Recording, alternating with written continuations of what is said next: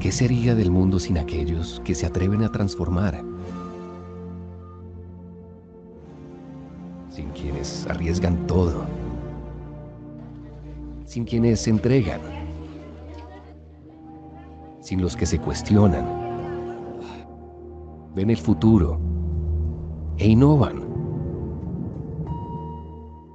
Esta es la historia de quienes lo han cambiado todo. De los que se esfuerzan por dar lo mejor de sí mismos. Ayudar con sus talentos, con su inspiración. ¿Qué sería de nosotros sin quienes lo hacen realidad? Definitivamente no estaríamos contando esto. Hoy descubrirás a aquellos que transforman la realidad. Quienes hacen posible que sigamos adelante. Los que se preparan para darnos respuestas a los asuntos más complejos. Aquellos que con su valor nos permiten reescribir una nueva historia. Quienes con su experiencia trabajan sin importar los obstáculos. Se preparan para enfrentar los retos y evolucionan cada día. La historia de quienes aprenden, avanzan, conocen, descubren y rompen barreras.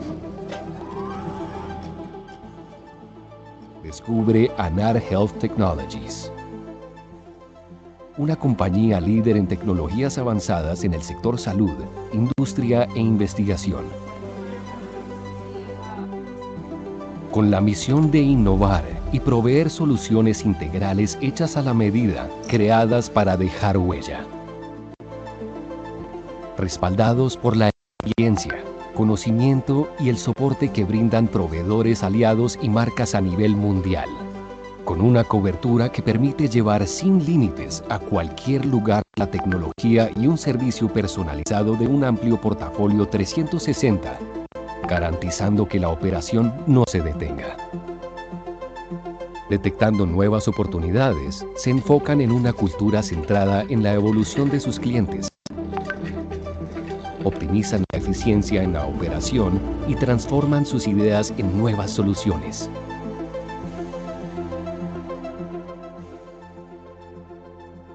Este es su propósito, su esencia, su compromiso con el futuro y con la ciencia. Esto es Anar Health Technologies, innovación que transforma.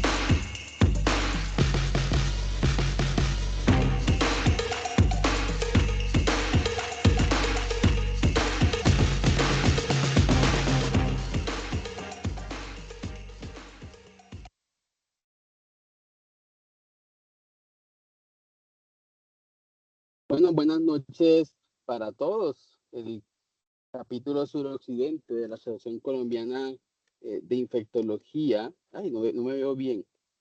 El capítulo suroccidente de la Asociación Colombiana de Infectología Ahora les da sí la que ve cordial. bien.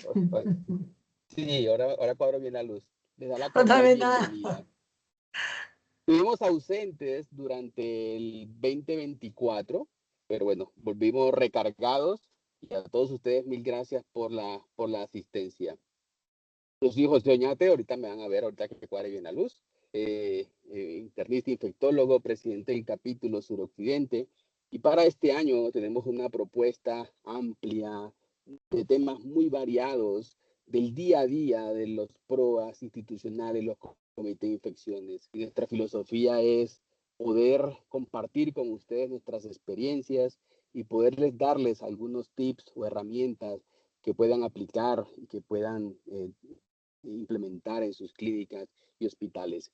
Así que, sin más detalles, sin más preámbulos, darles las gracias a nuestros patrocinadores, a GSK, BIF, ANAR, Biomerier, MSD, Pfizer, quienes nos apoyan en esta iniciativa. Entonces, le voy a dar la bienvenida a un par de amigos, de colegas, muy en el mundo de la infectología y que todos ustedes conocen. Con ustedes, la doctora María Virginia Villegas y el doctor Germán Francisco Esparza. Y hoy queremos hablar a través de unos casos clínicos, poder discutir este tema interesante, novedoso, del PROA y el Laboratorio de Microbiología, el impacto de los nuevos métodos moleculares. Antes de comenzar, algunos avisos parroquiales y darle la bienvenida a mis amigos. Lo primero,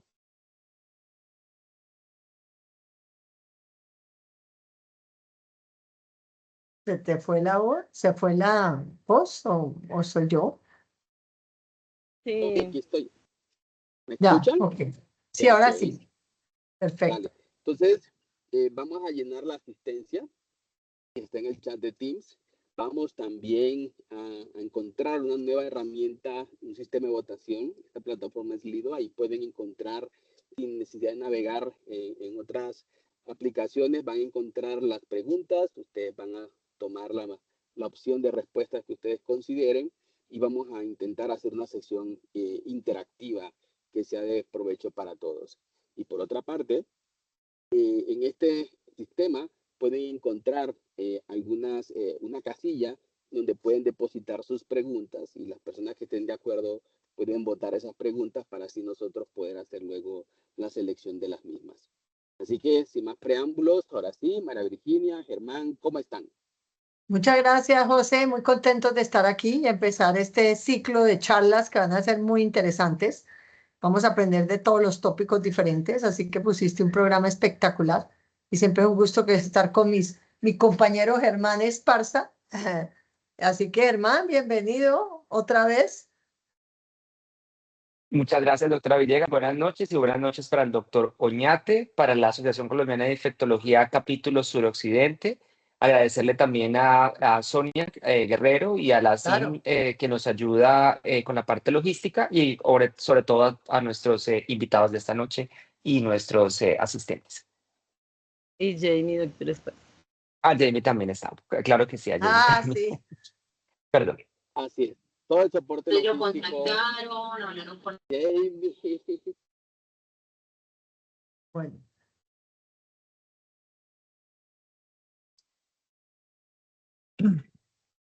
José, no sé si ahí se fue la voz, ¿cierto? Yo creo que podemos iniciar ya. ¿Sonia? Sí. Sí. Sonia. Doctor, ¿Quién lo va señor. a pasar? Sí, yo la voy a pasar. Me Sonia. avisan cuando empiezo. Ya, ¿Ya? Sonia.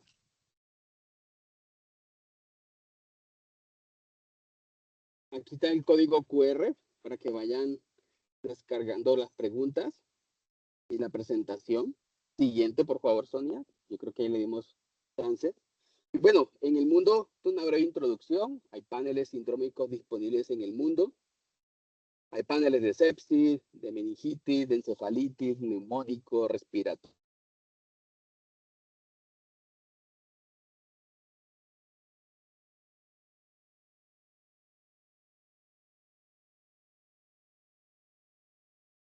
Doctor Oñate, está irregular la señal.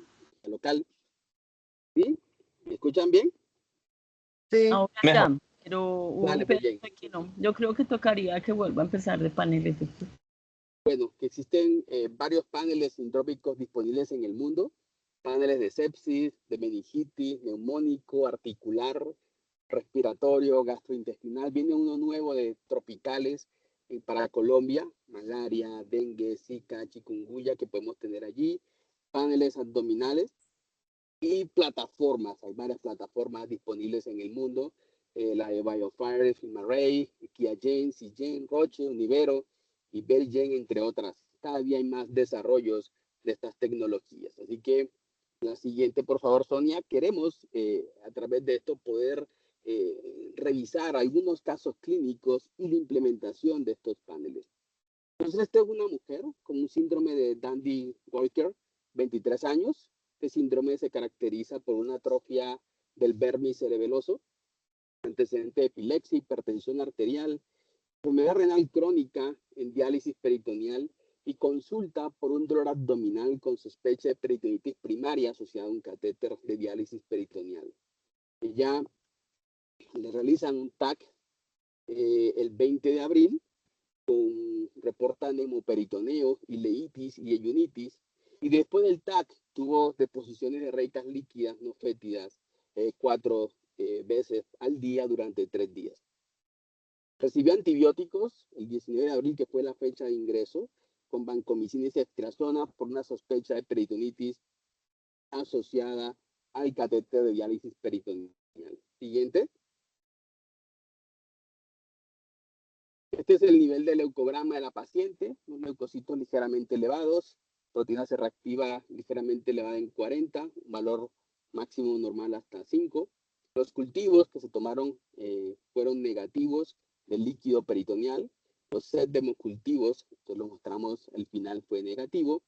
Y un cultivo anaeróbico también fue negativo a las 48 horas. Pero recuerden las fechas. 19 de abril ingresa por un dolor abdominal, sospecha de peritonitis asociada y catéter de diálisis peritoneal, inician vancomicina más ceftriaxona, se toma un TAC y luego del TAC presenta deposiciones diarreicas en número de 4 por día. Siguiente, por favor. Y viene la primera, siguiente. Ahí, sí tiene como un efecto allí. La primera pregunta. ¿Tiene factores de riesgo para clostridioides difíciles?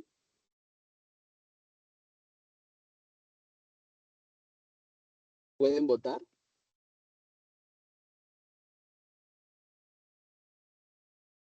Wow, bueno, lo primero es que el sistema está funcionando.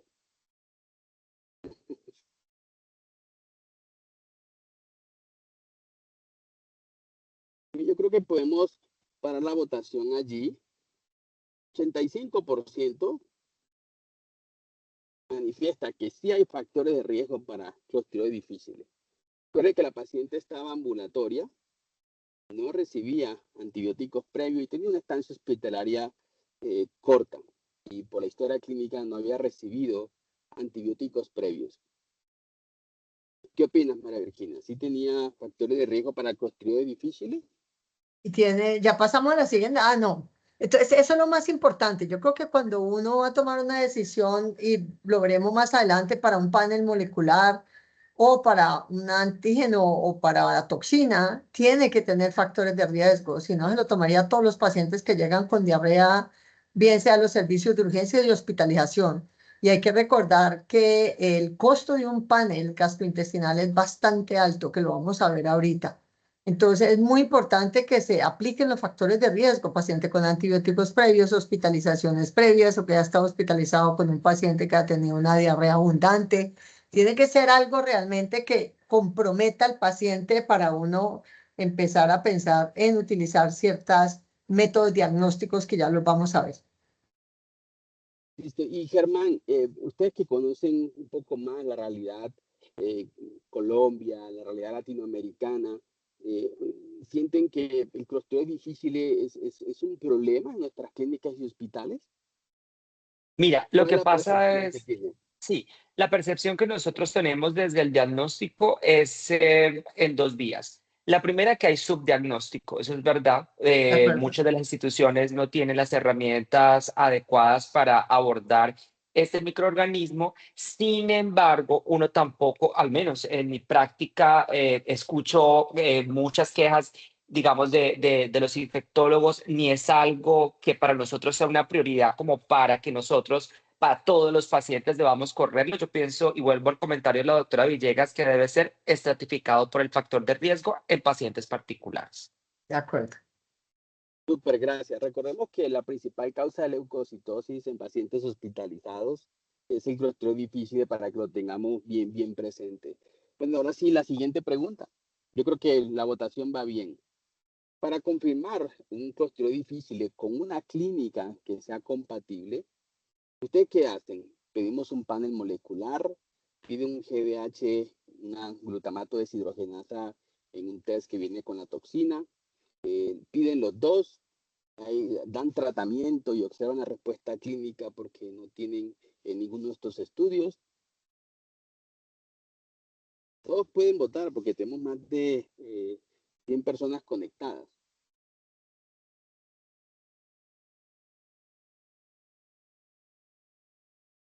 Bueno, muy bien. Tenemos Yo creo que la gran...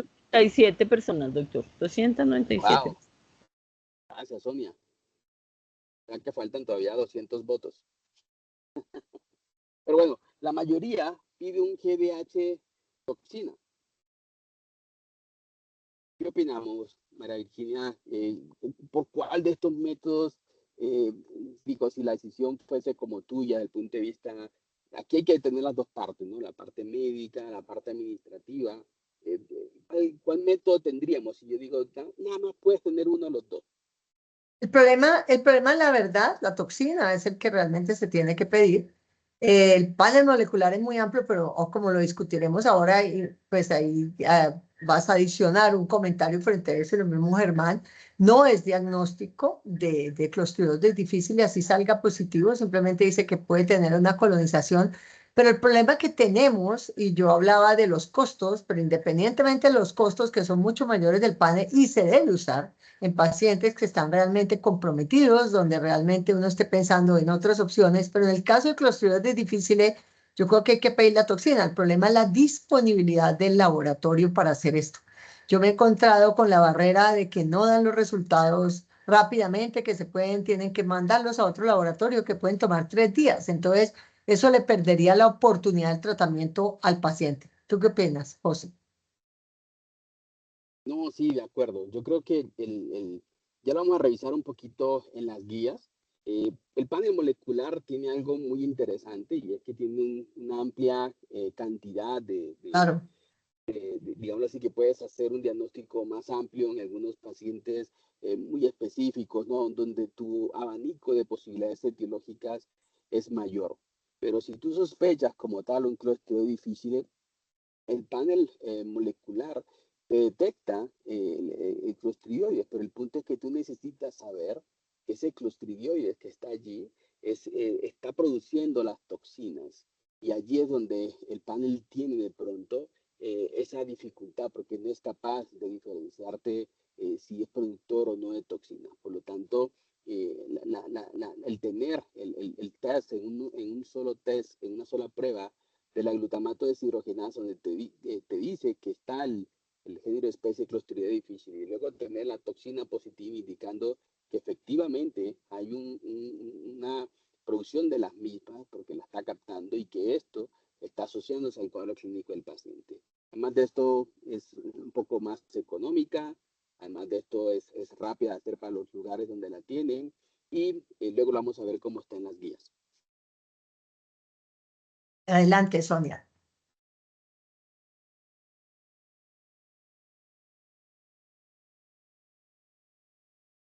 Ok, volviendo al caso.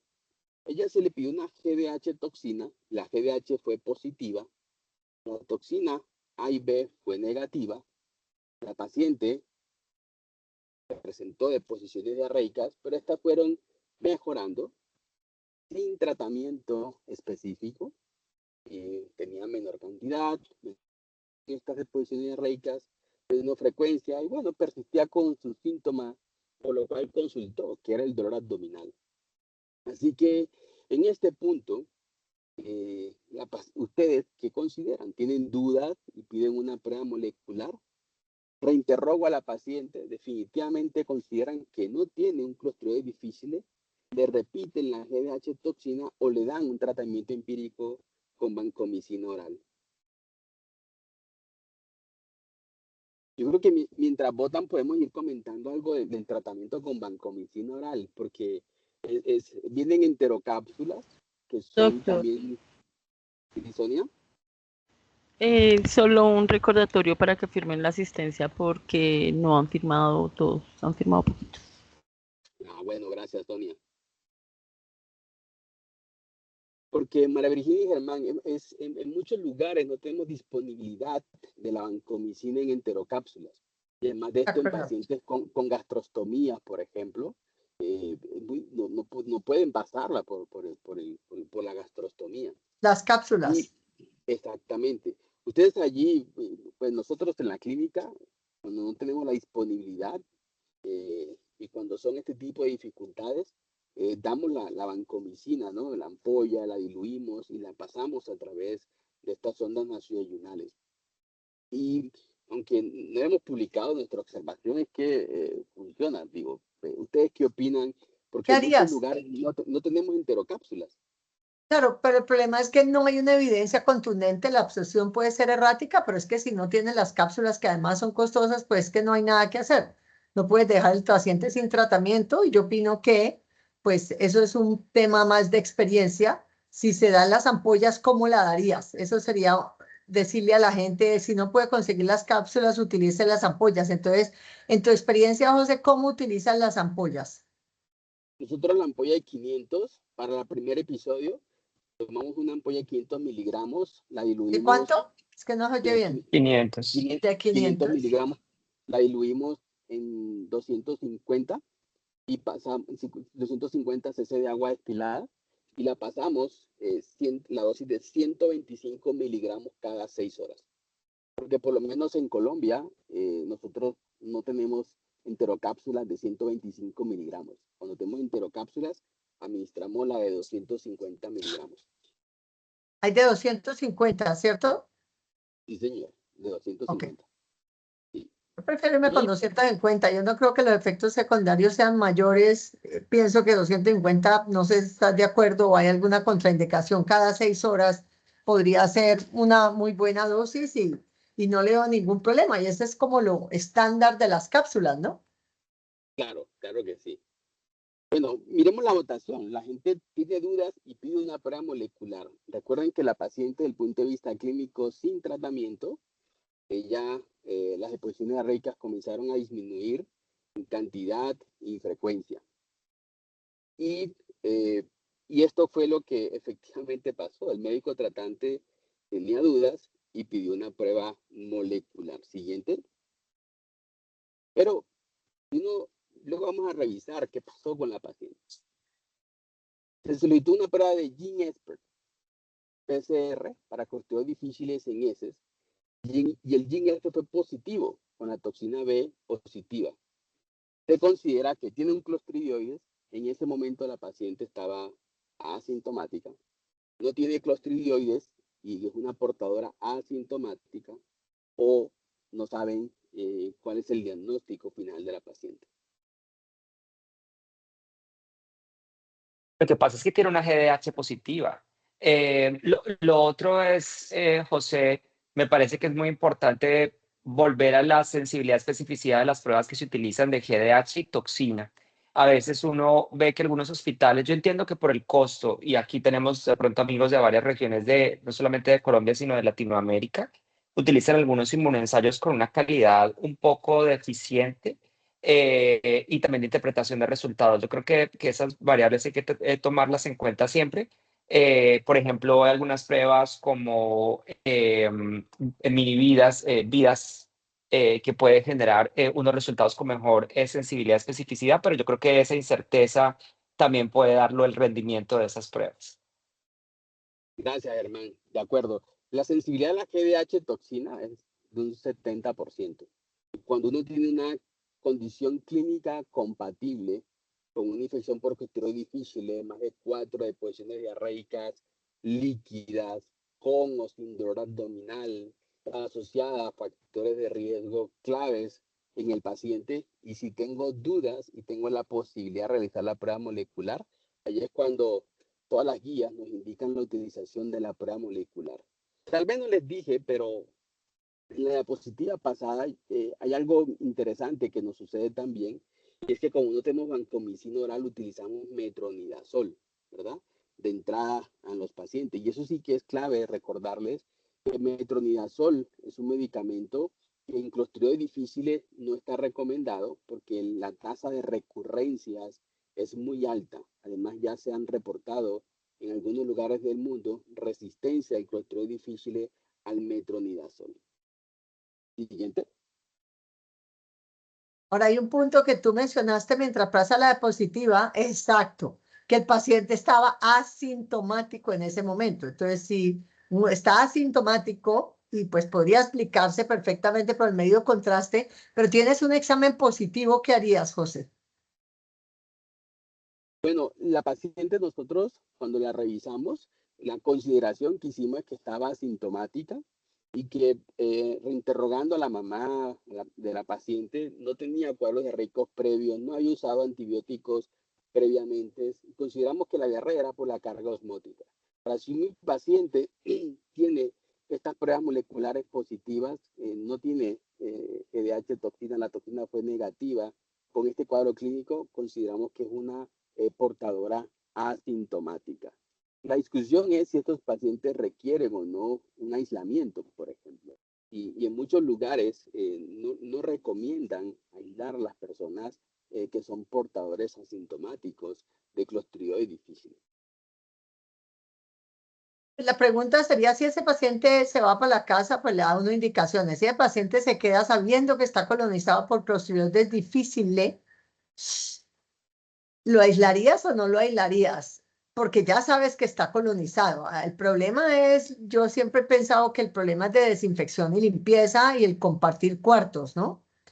Si un paciente está en un cuarto individual y uno tiene una buena higiene de manos, una buena desinfección y limpieza, probablemente pues no harían mayor, no sé, mayor cosa, pero en este caso, si tuviera que compartir y sabes que está colonizado, ¿qué harías? No, compartir habitación con otro No, paciente no estaría indicado en este caso. exacto. Yo siento que todavía faltan mucho más datos. Sin embargo, hay una publicación reciente en Clinical Infectious Diseases donde no aíslan las personas colonizadas por clostridioides difíciles. De hecho, son casi un 10%, algo así, de estos centros hospitalarios que participaron en el estudio. Y al final no encontraron un incremento en los casos de clostridioides difíciles. Y lo que ellos postulan como parte de esto es que posiblemente sea un reto biológico, ¿no? El tener clostridioides difíciles en También, unas esporas allí facilita que los otros pacientes que están allí puedan en ese medio ambiente formar anticuerpos y poder tener una inmunidad que los pudiera proteger. Nosotros tuvimos la oportunidad de participar en un ensayo clínico de la vacuna de Clostridium difficile que no se aprobó porque la efectividad fue apenas un 20%. Sí. Pero lo interesante fue que después de la tercera dosis, los títulos caían de estos anticuerpos contra el clostridioides. Pero en un subgrupo le siguieron dando más dosis de la vacuna y demostraron en ese pequeño subgrupo que sí podían mantener una inmunidad protectora. Entonces, todavía hay ensayos clínicos que están corriendo con esta vacuna y con nuevos prospectos de vacuna para Clostridium difficile. Siguiente, ahora sí, Sonia. Bueno, aquí están como una bibliografía muy reciente, donde está el flujo de trabajo diagnóstico y tratamientos con algoritmos de Clostridium difficile. Pueden fijarse los factores de riesgo clave, la edad, la exposición hospitalaria, los antecedentes de uso de antibióticos importantes, el uso de inhibidores de bomba de protones. No es porque aumenten el pH gástrico, sino porque causan un impacto en la microbiota intestinal que favorece la germinación de las esporas de Clostridium difficile. Y luego las características clínicas de posiciones diarreicas y todo el flujograma diagnóstico. Y a la izquierda pueden apreciar, pues como decía Germán ahorita, la sensibilidad, la interpretación de estas pruebas diagnósticas y cómo, Germán, aquí están en este inmunensayo que tú mencionabas de GDH, fíjate que tienen una sensibilidad en especificidad muy alta, interpreta como presencia de la bacteria y pueden discriminar, ¿no? Cuando le asocias la toxina, aquellas cepas que son productoras de toxina. Siguiente, Sonia. No sé, ¿algún comentario final de este caso, Germán y María Virginia? O sea, la conclusión sería que la toxina es el que se debe mandar cuando tú crees que hay un clostridioides difícil y activo, ¿cierto? Y que el panel molecular solamente te dice que está colonizado, pero no necesariamente que está activa la toxina, ¿es verdad? Y podría ser positivo por restos que ha tenido el paciente, ¿te entendí? Que fue lo que se publicó recientemente. Sí. Y que por lo tanto la necesidad de aislamiento no era tan importante. Exactamente. La idea es que estos casos con clostridioides difíciles se pudiere, si habría que decidir, y esa es mi opinión, es implementar la prueba de GH toxina como prueba inicial. Y ya si tienes dudas con respecto al diagnóstico, con unos factores de riesgo claros, con una clínica compatible, recuerden que tenemos que hacer también un amplio diagnóstico diferencial. Tendríamos que utilizar una prueba molecular como para desempatar y que nos ayude a poder determinar el diagnóstico final del paciente. Yo recuerdo que todas estas pruebas moleculares, el principal, y esto es algo interesante porque esto es literatura del Johns Hopkins, en donde ellos utilizaban pruebas moleculares y se dieron cuenta que muchos pacientes que utilizaban medio de contraste, utilizaban nutrición enteral, avanzada nutrición enteral, tenían diarrea, solicitaban estos paneles y hacían moleculares y hacían un sobrediagnóstico de clostridioides difficile.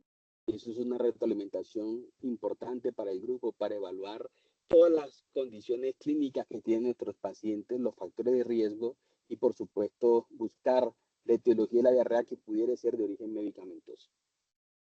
Sí, Germán. Perfecto. Sí, lo que yo quería decir es que otro de los riesgos que hay en utilizar pruebas moleculares de entrada cuando la sospecha es clostridioides difficile es que encuentren lo que no estaban buscando, porque nos ha pasado seguido. Entonces la gente tiene diarrea por alguna cosa y le montan este panel que es multiplex y trae muchos otros microorganismos. Entonces le sale por allá detección de una E. coli no sé qué, le sale detección del virus ICMA, le sale que tiene una giardia y salen 4 cosas y el clostridioides nunca apareció y empieza la gente a dar vueltas sobre qué hace con el resultado.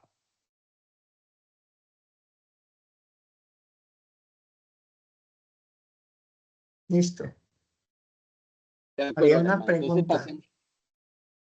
Bueno, si quiera contestamos de una vez. No, anterior, Tony. Había una pregunta en el chat. No, Sonia, la anterior. Bueno, este es el segundo caso. Es una persona de 35 años, una mujer hospitalizada en el contexto de una sepsis de origen abdominal con una peritonitis de 4 cuadrantes en un postquirúrgico de cierre de colostomía. Esto fue ahorita, el 7 de abril de este año. Se le realizó una laparotomía exploratoria con abdomen abierto, un sistema BAC de presión negativa, con difícil control del foco infeccioso, con la necesidad de varios procedimientos quirúrgicos, y del primer lavado quirúrgico se tomaron cultivos, reportando esta Escherichia coli y una Klebsiella pneumoniae.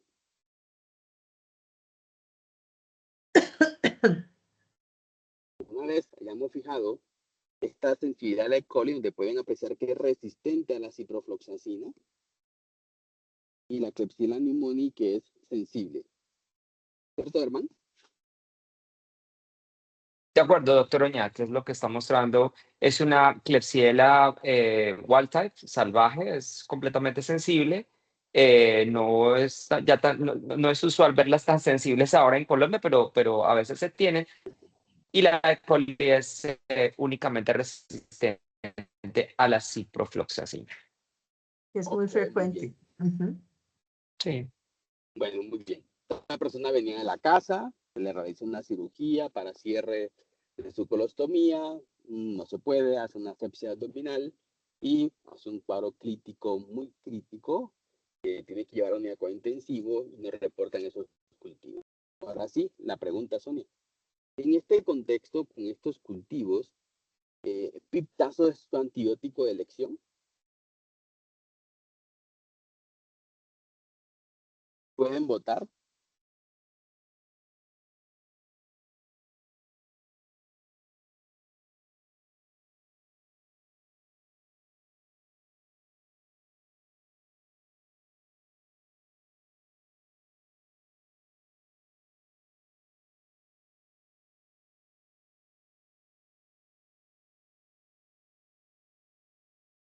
Bueno, aquí hay, la mayoría dicen que no le darían piptazo. Pero Regina, si a ti te llamamos con estos cultivos, ¿tú le darías piptazo o qué antibiótico preferirías en una No, no le daría paciente piptazo. O en sea, estado yo no sé, quimioterapéutico? es interesante y nunca pudimos quitar eso. Yo fui una de las culpables, porque en esa época no había Artapenem, no había otras cosas para pacientes con abdomen difícil o que tenían BLES o lo que tenían. Y piptazo se quedó grabado en la mente de la gente, es muy interesante. A mí me encanta ese antibiótico, pero hay dos principios fundamentales, que este paciente no tiene una pseudomonas, es una de las principales opciones terapéuticas. Recuerden que desde el punto de vista del PROA y del uso adecuado de antibióticos, uno trata de no usar ningún antibiótico en espectro antipseudomonas cuando no se trata de una pseudomonas aeruginosa. No sé si podemos volver a los cultivos anteriores. Son dos bacterias muy sensibles, ni siquiera tienen BLES, ninguna de las dos. Es una E. coli, creo que es una Klebsiella. Lo que yo quería mirar era si eran sensibles a ampicilina sulbactam.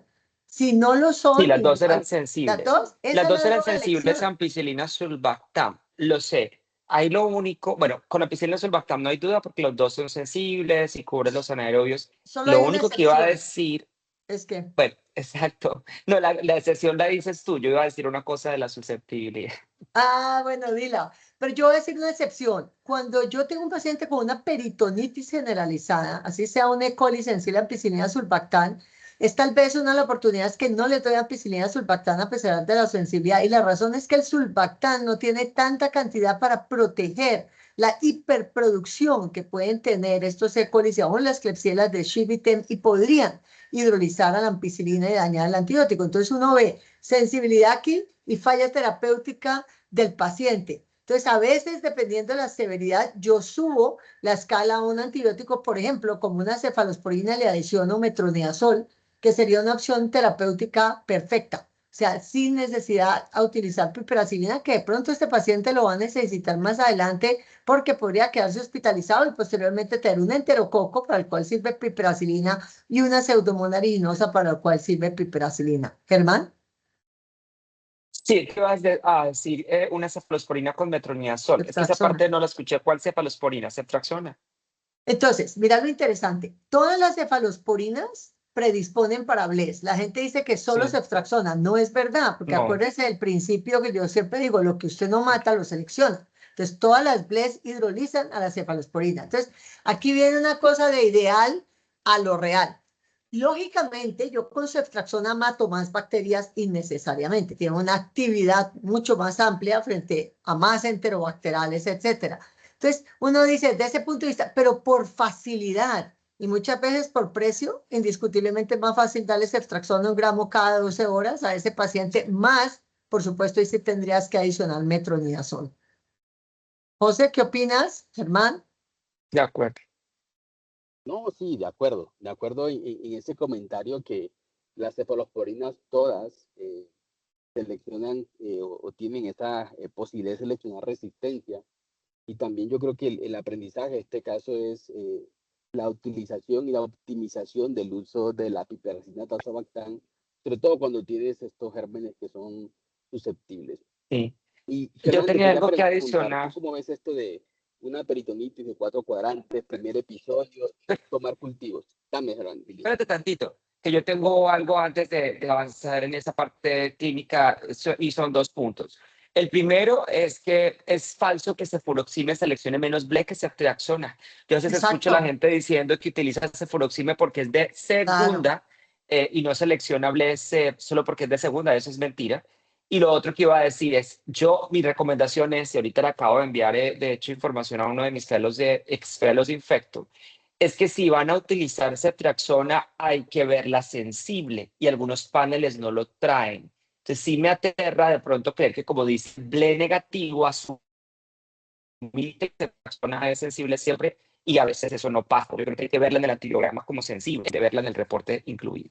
Pero una pregunta, Germán. Si tú Dime. tienes y te están reportando otras cefalosporinas, por decir algo, cefalosolina, o Sí. te están reportando cefuroxime, y el blend negativo, uno debería de asumir que ceftriaxona es sensible.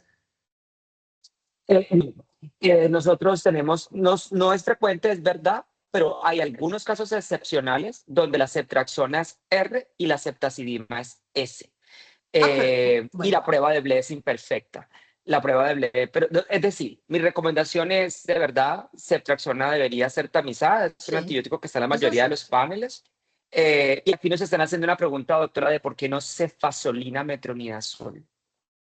Ah, es que a mí cefazolina me gusta mucho más para estafilo, me cuesta trabajo para enterobacterales, si es supremamente sensible, pues Mm, uno no podría negar, pero la predicción de la sensibilidad y la administración es mucho más compleja que la ceftriaxona. Entonces yo me curo más en salud y me voy con la ceftriaxona. Puede ser una cosa más de gustos, de práctica, pero no sé en el tamizaje, Germán, si la E. coli, la Klebsiella, sobre todo que es el germen que sí. aparece ahí más complejo, tenemos problemas con cefazolina. Sí, eso es verdad. Yo les voy a dar un consejo.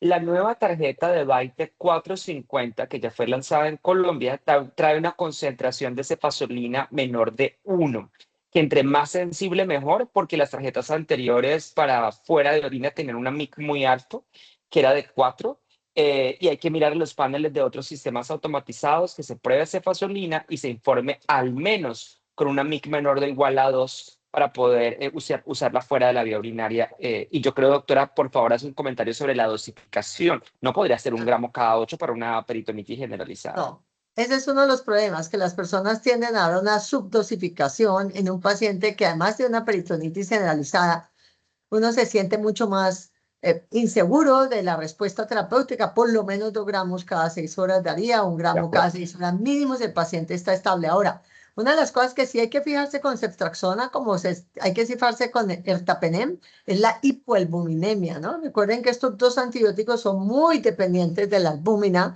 y generalmente la gente no sabe el valor en el cual debería de cambiar a otro antibiótico, pero el consenso más o menos es alrededor de 2, igual o menor de 2. José, Súper, súper y gracias por los comentarios. Yo creo que tenemos que tener en cuenta eso que mencionaron, que es una infección con un alto inóculo y que por lo tanto Sí. se requieren, bueno, el cirujano que haga su trabajo de acuerdo, pero eso no vamos a discutir acá, Y se requiere, como ustedes bien mencionaron, dosis altas de los antibióticos. Por aquí nos preguntan, ¿qué consideraciones en términos de PK/PD se deben de cumplir para usar seguros de extracción en pacientes como este? Por ejemplo, niveles de albúmina. Bueno, ya María Virginia Exacto. contó el nivel de albúmina por encima de 2 para poder utilizar esa eftirazona y que esto nos pueda por lo menos mantener el PK/PD de este fármaco. Recuerden que Exactamente. en la casilla de mensajes pueden hacer la votación por esta aplicación Slido y en la casilla de los mensajes pueden hacer sus preguntas y pueden diligenciar la encuesta para al final poderles entregar el certificado de las actividades. Ok, siguiente. ¿Listo? ¿Sigamos? Bueno, y ya, bueno, y si decidimos utilizar Piptazo, por ejemplo, supongamos para este enterobacterial, ¿no? Esta enterobacteria, ¿qué dosis le daríamos? Vamos a ver qué nos dice el público. Está como quien quiere ser millonario, ¿no? La opción de, bueno, la ayuda de un amigo, perdón, del público, a ver qué nos dicen. ¿Utilizan cada 6 horas, cada 8 horas?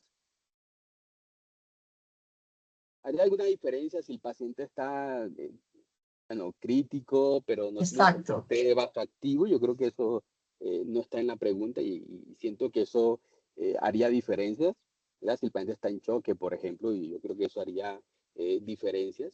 Pero en términos generales, si mi paciente está estable y tiene un alto inóculo, porque esta señora no recibió soporte vasoactivo, ustedes, bueno, digo, está indicado el uso de piptazos, supongamos.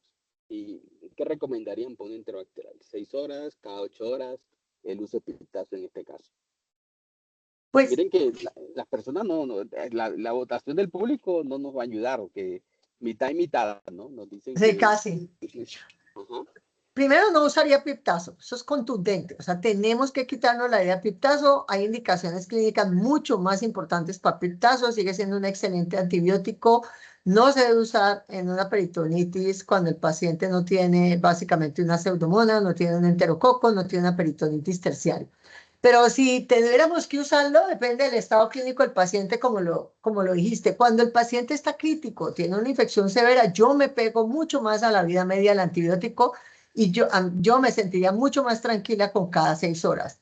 Cuando la doy cada 8 horas, entonces me cuestiono por qué estoy dando piptazo, ¿sí? Porque para pseudomonas nunca puedes darlo cada 8 horas.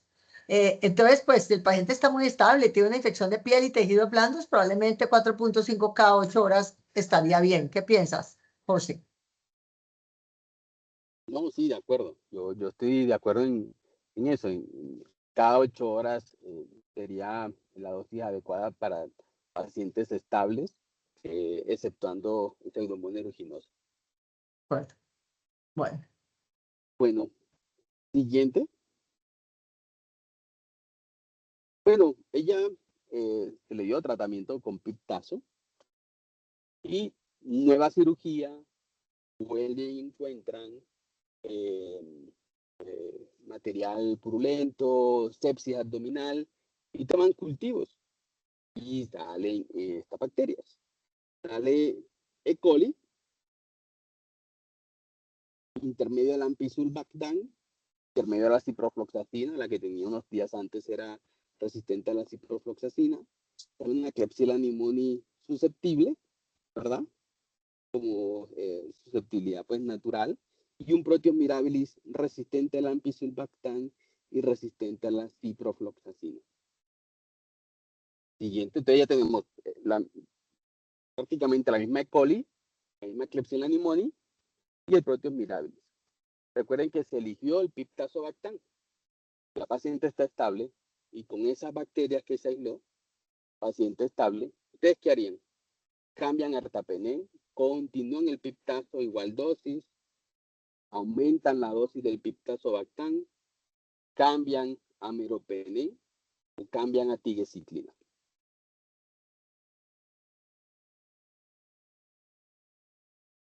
Creo que esta plataforma tiene esto de que es muy dinámica, ¿no? Y en tiempo real nos está entregando los resultados. ¿Ustedes qué opinan, Germán? De acuerdo. Yo tengo un comentario al respecto, empezando Claro. por atrás. empezando por el final, y es que tigenciclina no tendría sentido cuando hay próteos aislado. Sería poner al paciente con efectos secundarios innecesarios, teniendo próteos donde tigenciclina es completamente inactivo. Yo Exacto, ese es el sigo problema. con sí, y sigo con el tema de Pictazo o Carbapenem en unas bacterias que al menos lo que muestran no es una marcada resistencia. Una quinolona pues no estaría indicada porque ya esas bacterias en resistencia a quinolona es como cipro, pero doctora, ¿qué opina Erta o Pictazo o Mer? Pues podríamos perfectamente volver a ceftraxona. Yo creo que no está tamizada por ceftazina y son todas las BLES negativas, metronidazol. Pero digamos, si me toca escoger, yo escojo ertapenem, no porque no es una BLE, ninguna de ellas fueron una BLE, pero tiene dos razones. Primero, no presiona Pseudomonas aeruginosa, tenemos que quitarnos eso de la cabeza. Uno no trata una enterobacterial con un antibiótico mientras pueda que tiene actividad contra Pseudomonas aeruginosa. Número dos, el tapenem es mucho más estable, mucho más activo para enterobacteriales que piperacilina tazobactam. Otra cosa es Pseudomonas aeruginosa, es el problema, la gente no distingue qué es lo que yo estoy tratando. Entonces, creen que como piptazo es una actividad tan buena para Pseudomonas, tiene que ser igualmente bueno para todos los enterobacteriales y para todos. No, un enterobacterial se vuelve primero resistente a piptazo que a ertapenem. Además, ertapenem tiene una cosa muy interesante, que es que no se afecta por el inóculo, mientras piptazo se afecta por el inóculo si se trata de una BLE o el tazobactam puede no ser suficientemente cantidad suficiente, que lo vamos a ver en la discusión de BLES, para proteger a piperacilina tazobactam. Entonces, si yo me voy a dar una pela, ¿sí? Porque yo creo que ninguno de los dos está indicado, y desafortunadamente en el caso de tigenciclina es un próteo, si no lo podemos dar, tigen es una buena opción, no presiona Pseudomonas, sirve para anaerobios, sirve para todos los enterobacteriales, claramente sirve para BLES, sirve para AMC. Las dosis sí producen náusea, pero el tapenem también podría producir en pacientes de edad algunas alteraciones neurológicas. Tigue 100 miligramos después 50 cada 12 es una opción que puede ser razonable, pero en este caso no, porque existe próteos. Recuerden que Tigue no sirve para las 3 P's, próteos, providencia y pseudomonas. Entonces ahí sabe que salió Tigue. Entonces, entre esos dos, yo diría que el tapenem sería interesante. Ahora, si son importantes los niveles de albúmina, sí, indiscutiblemente. Si yo tuviera un problema con albúmina y no puedo dar ertapenem o hay alguna alteración neurológica, ahí me quedo con piptazo. Y el cefepime, porque también preguntan acerca del uso del cefepime Pero, en este caso particular. pero es que cefepime es lo mismo que piptazo desde el punto de vista que es un excelente antibiótico, pero tiene actividad para pseudomonas. Entonces, y habría que adicionarle metronidazol, ¿no? Mientras que piptazo no. Entonces, eso es un punto muy importante que ustedes De tienen que acuerdo. defender en sus hospitales. Pero muy frecuente, muy, especialmente entre los cirujanos, de que dan piptazo metro, mero metro, ertametro. Entonces, se tiene que quitar metronidazol. Estos agentes son suficientemente activos contra anaerobios. Bueno, María, tú mencionaste muy bien lo de ertapenem con Pseudomonas aeruginosa, pero bueno, en este reinado de las carbapenemasas, preguntarán, bueno, ¿y ertapenem con carbapenemasas qué hacemos? Piptazo con ¿Funciona? ¿No funciona? carbapenemasas es igual. O sea, si tú tienes una carbapenemasa, la presiona tanto el ertapenem como piptazo. Y la razón es porque ninguno de los dos son activos para las carbapenemasas. Las carbapenemasas los van a hidrolizar. Entonces, si una carbapenemasa hidroliza el antibiótico, esa bacteria puede sobrevivir. Y si la bacteria sobrevive y tiene un plásmido, le va a pasar el plásmido a las demás y va a generar lo que es la presión selectiva de aumentar la población de bacterias productoras de carbapenemasa. Entonces, sí, cuando yo ya tengo unas carbapenemasas que han cerrado porinas, va a salir primero en el laboratorio de microbiología la resistencia a ertapenem, pero hace rato esas carbapenemasas hidrolizaron a piperacilina tazobactam y aparece piptazo resistente. Entonces, después de llevarse todas las cefalosporinas, llevarse a piperacilina y probablemente llevarse a cefepime, con algunas excepciones de OXA 48, indiscutiblemente el tapenem es el primer carbapenem que se va a afectar y se hidroliza. Entonces lo voy a ver resistente. Entonces la gente dice, ay, es el tapenem el que seleccionó. No, lo seleccionaste por un abuso de antibióticos cualquiera que sea, porque las carbapenemasas se llevan prácticamente a todos los antibióticos. Solo cuando cierran porinas se llevan los carbapenemes, pero ya es muy tarde. Entonces, claro, si yo ya tengo carbapenemasas con cierre de porinas, con actividad contra los carbapenemes, pues yo no puedo seguir dando carbapenemes en un medio donde ya tengo estas carbapenemasas. No sé qué opina José y Germán. No, sí, de acuerdo. De acuerdo. Yo le quería preguntar a Germán, aprovechando, porque son Sí. 2 cirugías con peritonitis, y los cirujanos siempre nos preguntan, ¿no? ¿Y vamos a seguir tomando cultivos? ¿Tomamos cultivos?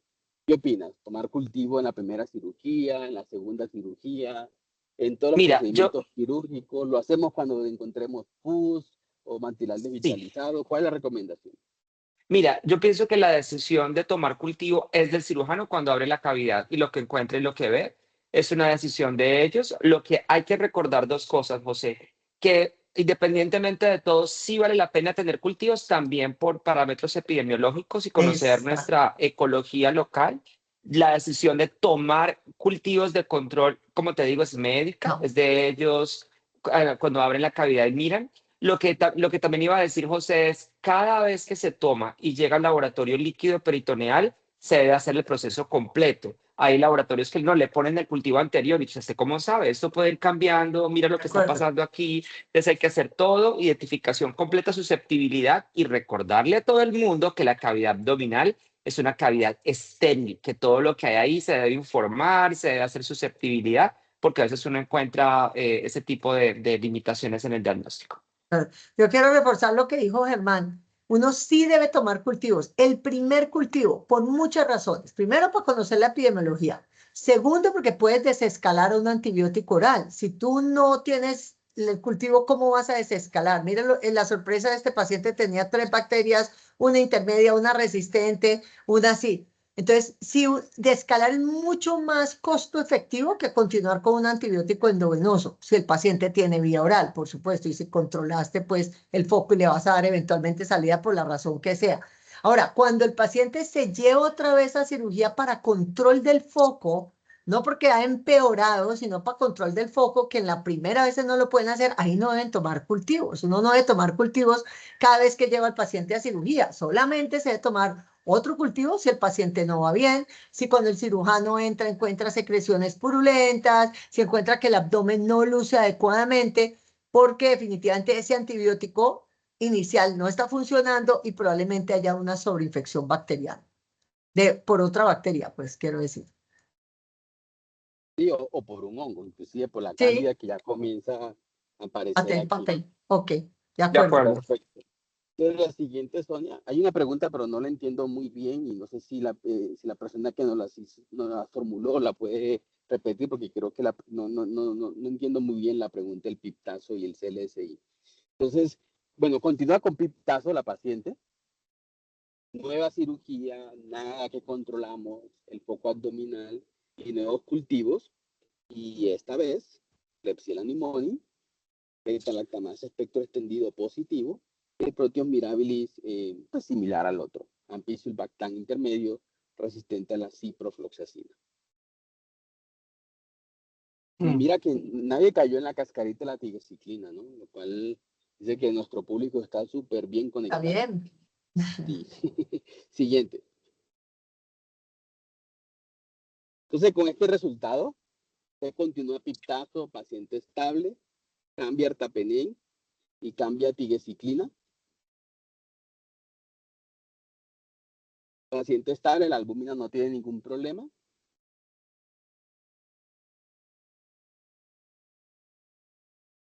Germán aquí pregunta, si piptazo está en el nivel primero de CLSI y si no tengo leucocarbapenemasa, ¿no la debo reportar? Esa es una buena pregunta y la pregunta tiene más que ver como con Diagnostic Stewardship, ¿no? Con si debería, porque está en el Tier 1, que es lo que pregunta Kelly. La verdad, Kelly, puedes decidir no informarla. Yo pienso que esa regla de supresión la construyes con tu proa. Si la bacteria no tiene ble, por ejemplo, y no es pseudomonas, sino es un enterobacterial, probablemente tú puedes ocultarla. Yo sí sugeriría es que en algunas infecciones como cavidad abdominal, donde se requiere además pulir anaerobios, lo discutas con tu proa. Si ya ellos deciden que lo informes y ya el uso será de decisión de infecto, pero sí me parece Te cortaste ahí, Germán. Ajá.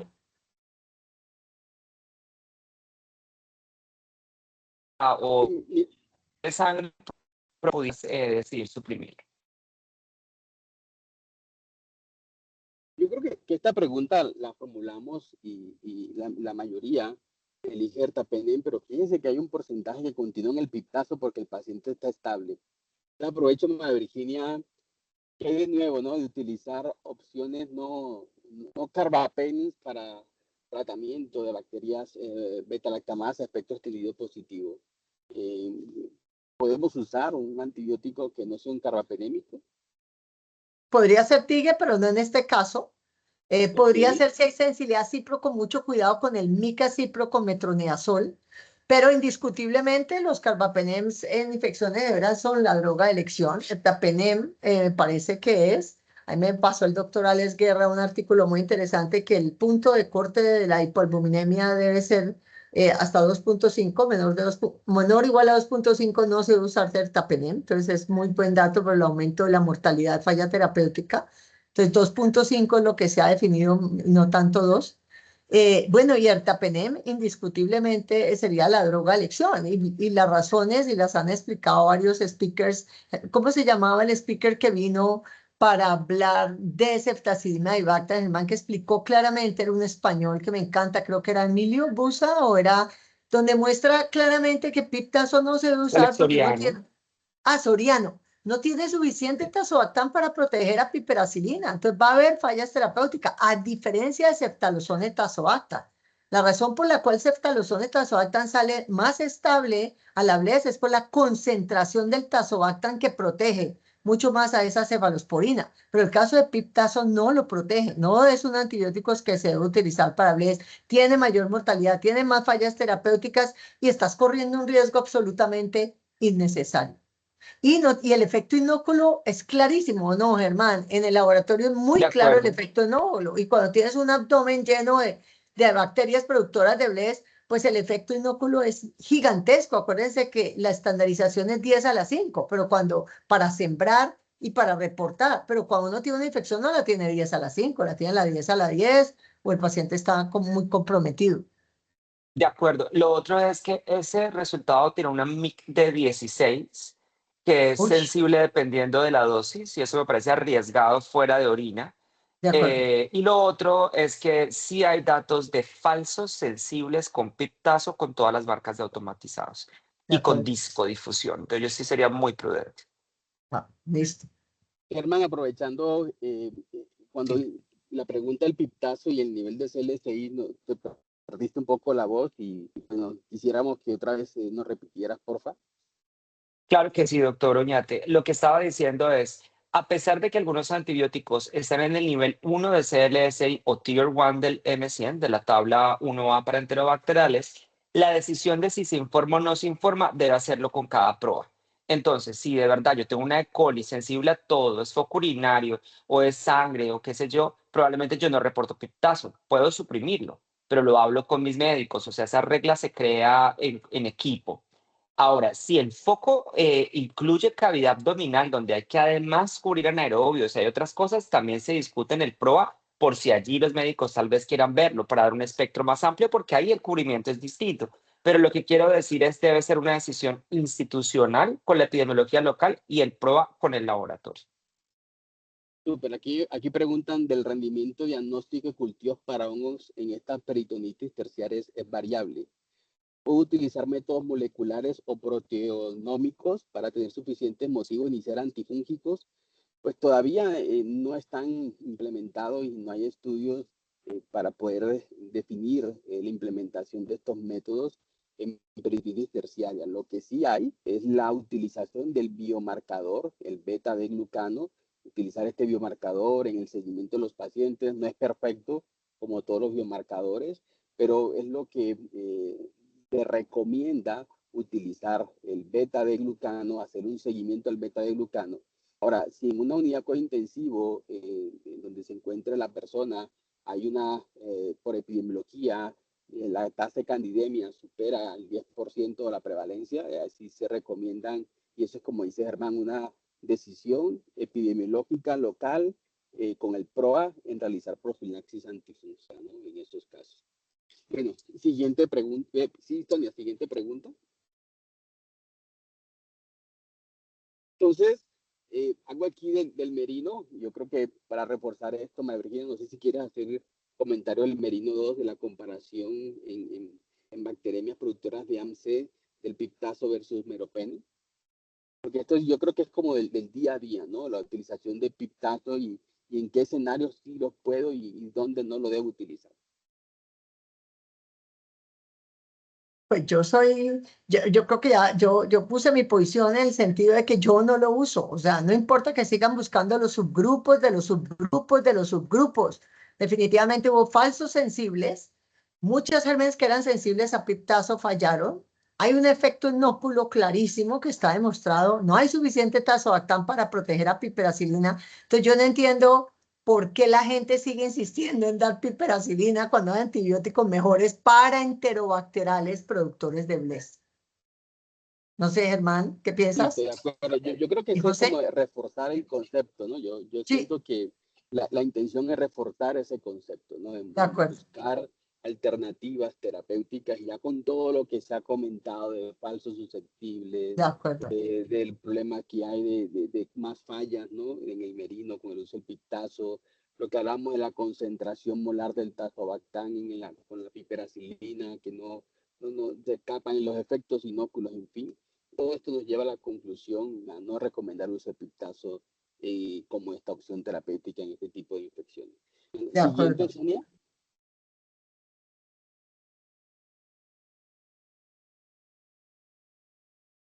Evolución tórpida. Recordemos, E. coli, Klebsiella pneumoniae susceptibles, luego E. coli, Klebsiella proteus, luego en una tercera cirugía aparecemos con unas beta-lactamasa espectro extendido. Aquí la paciente estaba recibiendo ya meropenem, evolución clínica tórpida, persiste el foco infeccioso en la cavidad. Viene la pregunta, ¿no? Si pedirle un panel molecular en cavidad abdominal para definir conducta. O sea, si tuviéramos un panel, Germán y María Virginia, molecular en cavidad abdominal, ¿ustedes piensan que eso nos podría ayudar? Digo, la paciente está hospitalizada, terapia intensiva, hay que tener en cuenta, como bien lo mencionaron ustedes, la epidemiología local ha sido expuesta a varios procedimientos quirúrgicos, tiene tratamiento antibiótico, un abdomen abierto, ¿nos ayudaría? Ayudaría porque este paciente no va bien, probablemente está entrando en una peritonitis terciaria, no han podido controlar bien el foco. Ahí puede haber otra bacteria sobreagada, puede haber un hongo como tú lo mencionaste. Entonces, es importante conocer qué está pasando ahí en ese paciente, si definitivamente no tenemos el tiempo para esperar un nuevo cultivo porque el paciente no va bien, hay dos opciones, o empezar a aumentar el manejo empírico basado en la epidemiología local, eso es una posibilidad, o utilizar un panel molecular, que yo no lo conocía hasta que prácticamente tú lo presentaste. Entonces, cuéntanos un poquito de la disponibilidad de ese panel molecular en cavidad abdominal.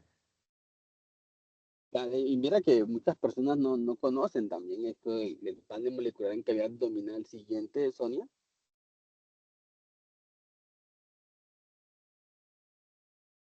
Y si hay paneles moleculares en cavidad abdominal, esto es el panel que hay en Colombia. De hecho, en algunas instituciones lo utilizan. Están todas las bacterias gram positivas, los anaerobios. Y miren lo interesante, los mecanismos de resistencia con unas carbapenemasas que detectan, ¿no? Detecta algunas de las carbapenemasas, KPC, NDM, OXAS. Entonces, esto podría ayudarnos. Y con Cándida, lo interesante para la persona que nos hizo la pregunta, el valor predictivo en Cándida de estos paneles es apenas un 60%. Entonces, tenerlo en cuenta también que podemos tener falsos negativos en Cándida con la utilización de estos paneles. Siguiente. Y y esto es algo que se tendría que construir. Siguiente, Sonia. Ahí está, el panel molecular, o ya Por- lo definiste.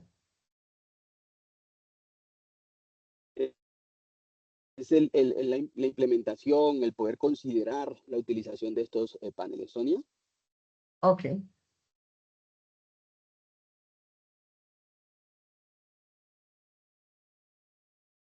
Aquí se complicó la cosa. Hay dos bacterias, entonces.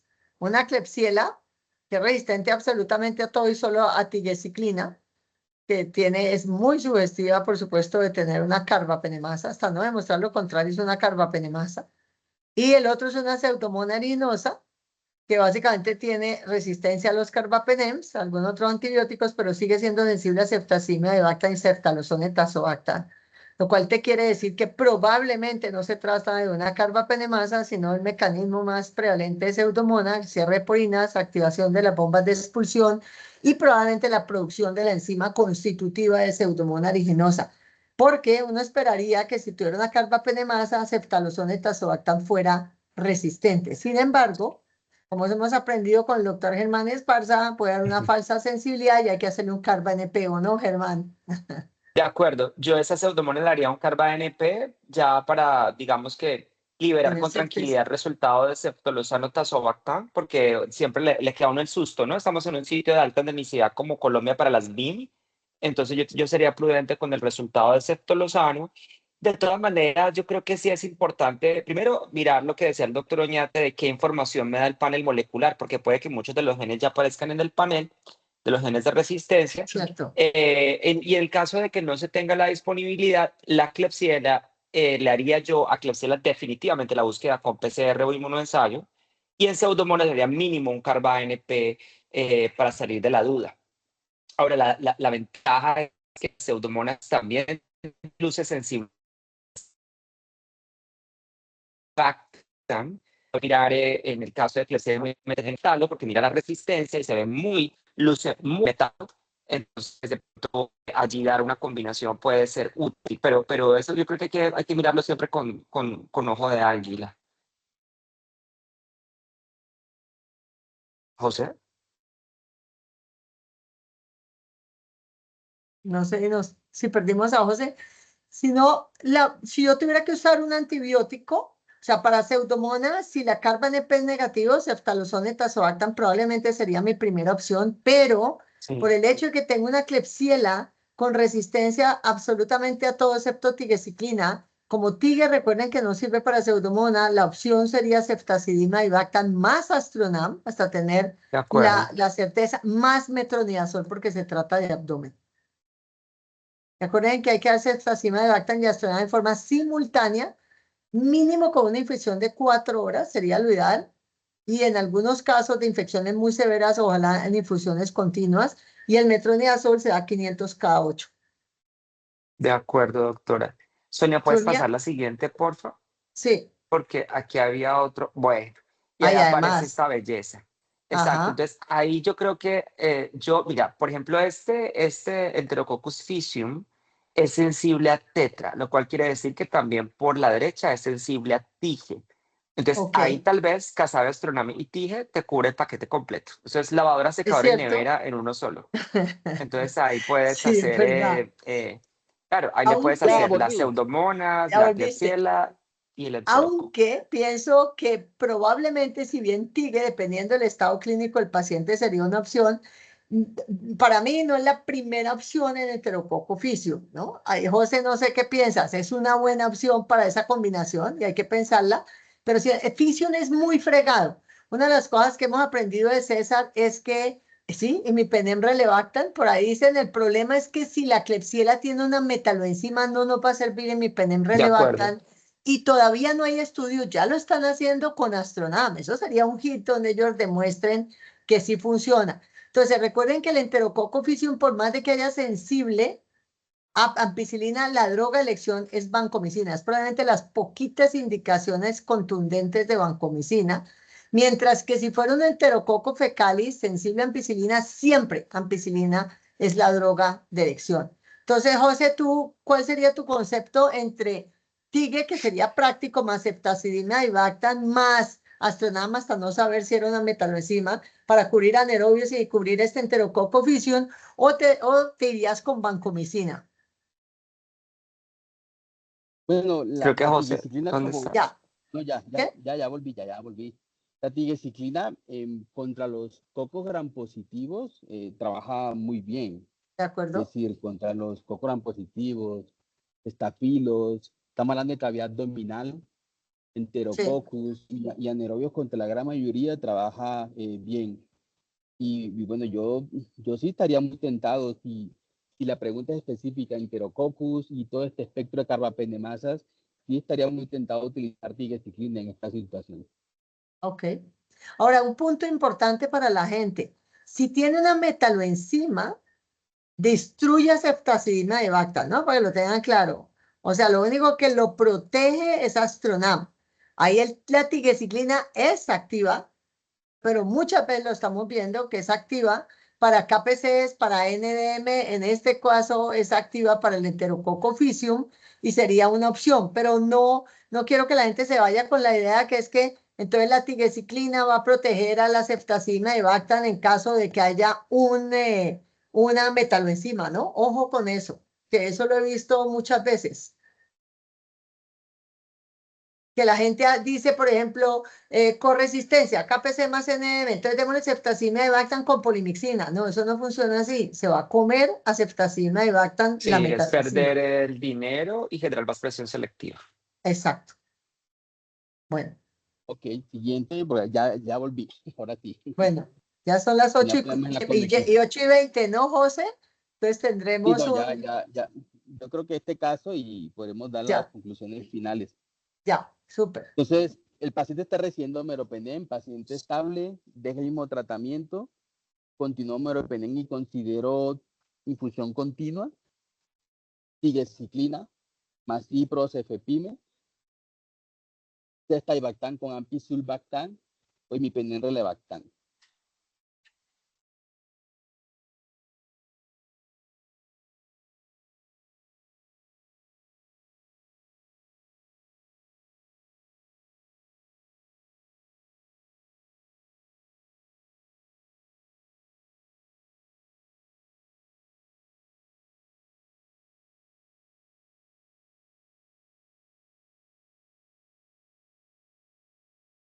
Fíjate que muchas personas votaron en continuo meropenem y consideró infusión continua. ¿Qué opina, Germán? El problema es que, sí, de acuerdo. El problema es que ya la bacteria resistente, tendríamos que mirar la parte quirúrgica también. O sea, la parte de la cavidad, cómo está, que dijo el cirujano, ya ustedes lo miran desde el punto de vista clínico. Desde el punto de vista laboratorial, la bacteria ya resistente, tanto la Klebsiella como las pseudomonas, Claro. yo sería prudente en pensarlo, por más de que la señora esté ahorita estable, yo no sé qué va a pasar más adelante. Y a mí meropenem no me gusta con enterococo, ese sí que no me gusta. No Eh, en- sirve. Mm. de acuerdo, entonces yo sería prudente, yo creo que eso ya es decisión de ustedes, pero desde la parte laboratorial se ve resistente. José, yo voy a decir que no sirve ninguno. O sea, te están dando un resultado que te dicen que es una Klebsiella resistente a todo y que probablemente tiene una metaloenzima y sigues insistiendo con darle meropenem. Ahí no importa que sea meropenem, la gente está estable, sí, pero es que la bacteria existe y esa bacteria va a generar recaídas en el paciente. O sea, eso no se puede dar, no importa lo que le pongas además. También ceftazidima y Bactam, si tiene una metaloenzima, no sirve, ¿sí? Le estás poniendo ampicilina sulbactam para el enterococo y los anaerobios, está bien, pero es que estás dejando ceftazidime desprotegida si es una metaloenzima. O sea, en este caso lo primero que tenemos que hacer de verdad es identificar si tiene una metaloenzima, que seguramente lo tiene, porque si no esa De Klebsiella no acuerdo, hubiera sido resistente. Entonces ahí mi de penem acuerdo. relevactam no sirve tampoco si tiene una metaloenzima. Y mi penem relevactam más astronam, recuerden que tampoco tenemos evidencia. Pudiera funcionar, pero no tenemos evidencia. Entonces, ninguna de esas opciones está correcta para este paciente. De Y acuerdo, yo, yo, alguien dijo algo de las metalo y yo sí quisiera decir que necesitamos descartarla. O sea, es decir, si esa Claro, Klebsiella me llegara a dar negativa para metalos, también podría sí, ser alguna de las mutantes nuevas. de Bueno, eso acuerdo. ya formará parte de otra charla de la sin capítulo Valle, pero yo pienso que lo de la metal me parece importante salir de la duda. Y Germán, te quería preguntar, para buscando carbapenemasa en la tamización y con la situación epidemiológica actual, ¿tú qué recomiendas? ¿Hacer primero el carba-NP y luego las pruebas, cromatografía o biología molecular, o al revés? Primero estas pruebas y luego Mira, el eso está carba-NP. cambiando mucho. Está cambiando mucho, José. La verdad, si la Klebsiella es resistente a todo, hermano, ¿qué Carban P? Yo voy directo al inmunoensayo, la PCR, lo que tenga más a la mano. De Si acuerdo. es una Klebsiella, de algunas que tienen ese fenotipo de BLE, estamos viendo algunas que son esas mutantes que reportó aquí mi compañera, la doctora Villegas. Esas pueden dar también Carban P negativo, porque el imipenem da muy sensible. Esta que vimos no tiene esa pinta. Pareciera que pueda tener una metalo también, bueno, pareciera, pero vale la pena revisarlo bien. Yo haría inmunoensayo o PCR. Nada es perfecto, hay que decirlo con toda franqueza, pero trataría de buscar un método más robusto. Total. Dale, súper. Bueno, sigamos con la siguiente, Sonia, por favor.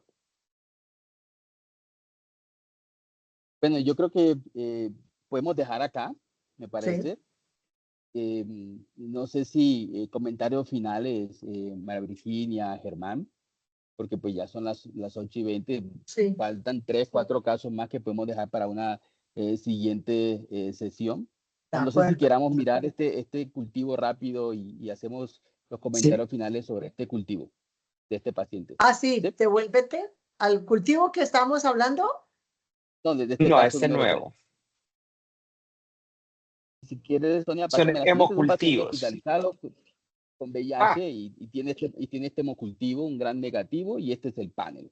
Hijo del diablo, eso sí está Bueno, bueno. de Ese es esa es el la nuevo, otra cosa, lavadora, ¿no? secadora y nevera. Que no hemos hablado, no hemos hablado, pero sí me gustaría enfatizar en paciente séptico,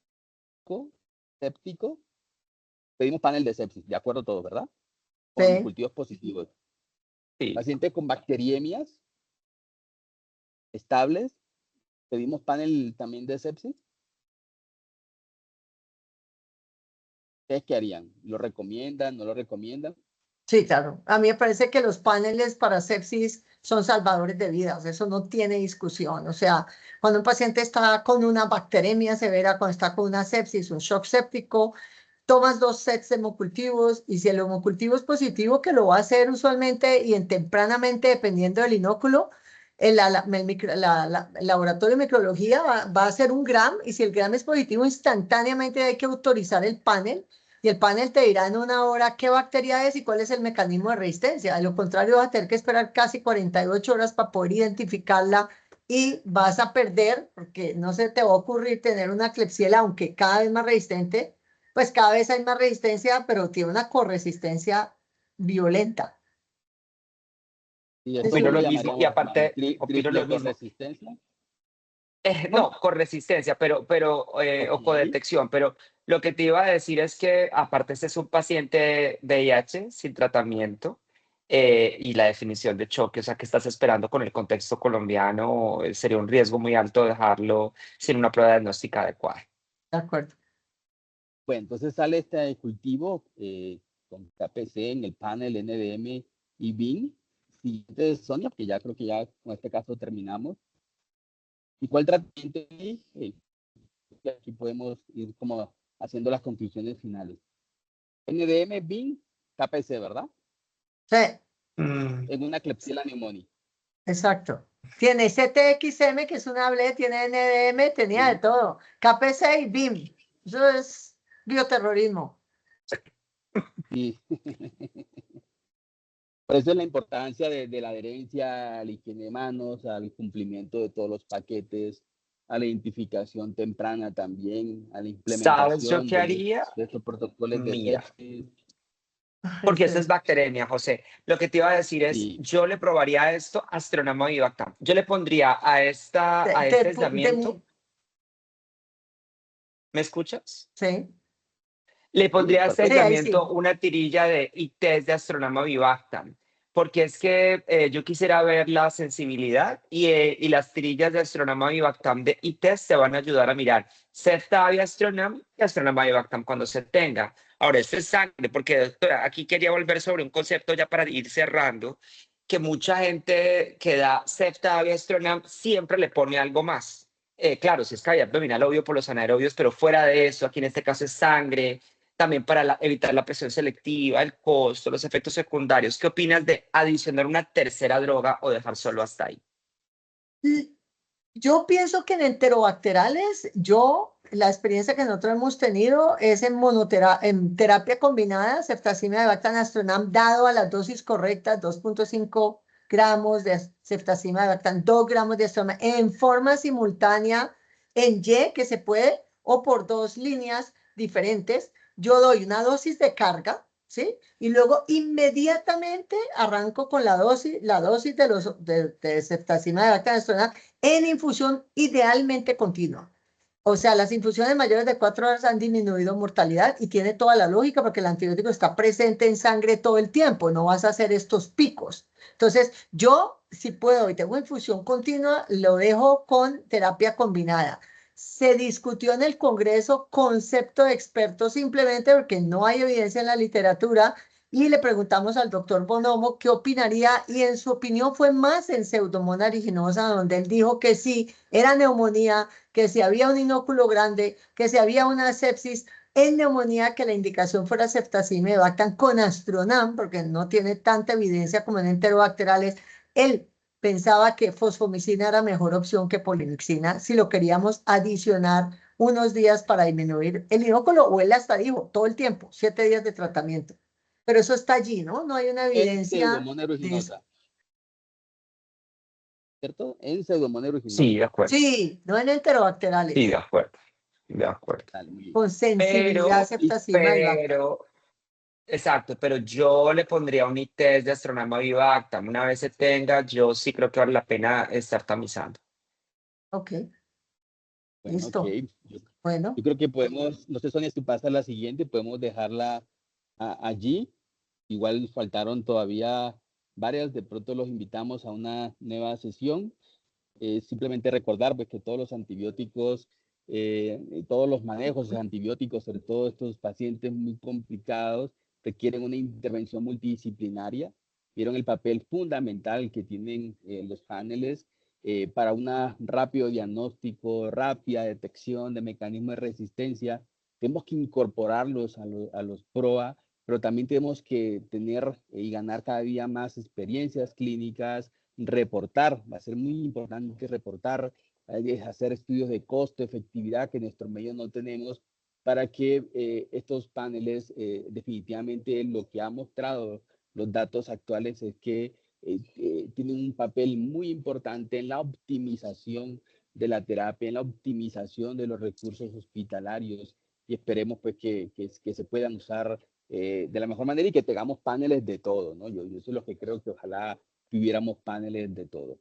Entonces, con esto invitarlos a nuestra próxima sesión, que vamos a hablar de terapia antirretroviral, de iniciar terapia antirretroviral en pacientes hospitalizados. Este es un tema que también, porque en Colombia el 40% de los diagnósticos nuevos de infección por VIH los estamos haciendo en el nivel 3, nivel 4 de atención, no lo estamos haciendo en el nivel primario. Los pacientes están llegando en fase SIDA y es clave saber la epidemiología, cómo está el comportamiento del VIH en Colombia y qué podemos hacer estando hospitalizados los pacientes. Así que, María Virginia y Germán, muchas gracias, José, Sonia, Germán, y a Jamie, a todos. todos ustedes, Muchas mil gracias. Muchas gracias. gracias. Todos, Un Aquí gusto a espero que la Jamie, a plataforma Sonia. a funcionó, Sonia la y a votación todos. también funcionó. Y bueno, Un Gracias. nos vimos. abrazo. Dale, bye bye. Buenas noches. Gracias a todos, que estén muy bien. Chao, chao.